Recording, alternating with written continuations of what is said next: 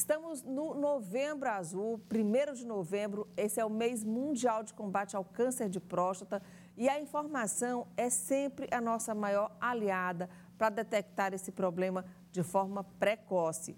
O câncer de próstata, minha gente, é o tipo mais comum entre os homens e é a causa de morte de quase 29% da população masculina que desenvolve algum tipo de tumor maligno. Então, no Brasil, um homem morre a cada 38 minutos devido ao câncer de próstata. São dados mais recentes do Instituto Nacional do Câncer, o INCA. E para falar sobre esse tema, nós convidamos aqui o médico Hamilton Mourão. Ele é vice-presidente da Sociedade Brasileira de Urologia, aqui da Seccional Piauí. Seja bem-vindo, doutor Hamilton. Obrigado. No nosso quadro, que a gente tenta sempre trazer informações importantes, né, para que a pessoa possa ter uma vida saudável. Muito obrigado pelo convite, Neyara. É sempre importante falar um pouco sobre a saúde masculina, né? Nós homens cuja expectativa de vida é 7,5 anos menor do que a das mulheres, é sempre bom qualquer ação para estimular a procura do homem à saúde, a promover a saúde, a procura ao médico, preocupar com a saúde. Bom, eu vim de azul, gente, agora que eu me toquei no meu novembro azul, vim de azul, o doutor também veio de azul, então a gente está bem a caráter para falar sobre esse assunto. Vamos começar primeiro explicando o que é a próstata. Onde que ela fica, para que ela serve, o que é a próstata, doutor? Bom, Neyara e telespectadores, a próstata é uma glândula exclusivamente masculina, fica localizada na região pélvica do homem e situa-se entre a bexiga e a uretra. Então, pela imagem que vocês estão vendo aí, ela, por essa posição, é uma glândula que participa da continência, que é a capacidade de segurar a urina, funciona como uma espécie de válvula para segurar a urina, e a outra função dela é participar da reprodução. Como? Ela produz nutrientes para permitir que a semente masculina consiga ter a maior chance de sucesso na hora de gerar a gravidez na mulher. Então, veja se eu entendi. A próstata, ela é uma glândula que ela tem duas funções principais. Uma da questão de segurar a urina, ou seja, fazer a pressão para que a pessoa não tenha incontinência urinária, seria isso? Isso, ela fica envolvendo a uretra logo na saída da bexiga. Então, ela participa. Um músculo, ela fecha a uretra e abre a uretra. Isso, ela tem na composição dela fibras musculares que servem para manter a continência. É somente ela que participa? Não. Temos também um esfíncter, né, estriado da uretra, que é juntinho à próstata, e o colo da bexiga. Os três participam da continência, que é essa capacidade de segurar a urina. E ela serve também para produzir, né, o sêmen, então? Isso.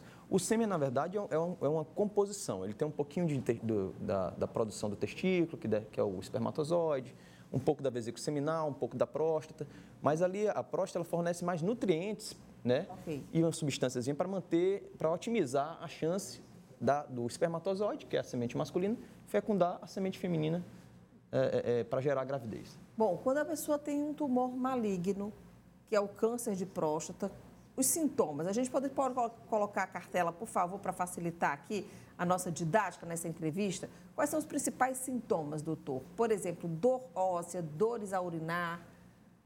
Tem mais sintomas aí, por favor, coloca. Vontade de urinar com frequência, presença de sangue na urina ou no sêmen.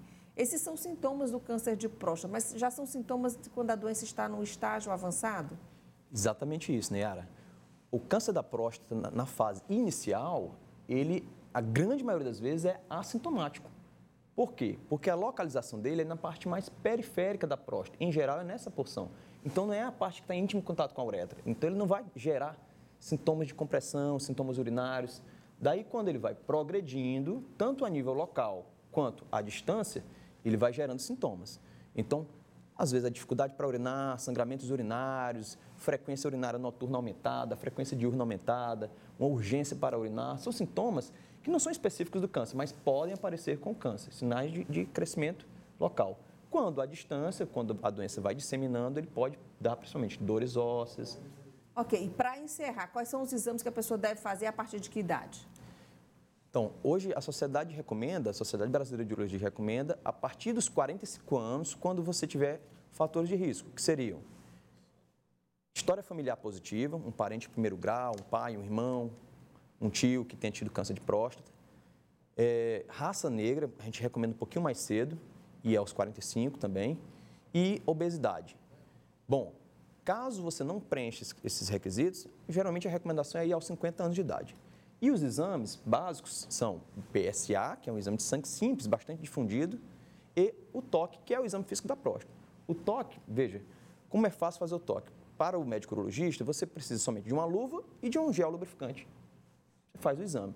O que acontece é que muitos homens têm o preconceito enorme em relação a esse exame, mas ele é de fundamental importância, principalmente para detectar mais precocemente o câncer de próstata. Exatamente isso. Okay. Como a maioria deles se situa na região periférica, é a região que a gente consegue com facilidade detectar a palpação. Ok, então, muito obrigada, doutor Hamilton, pelas informações.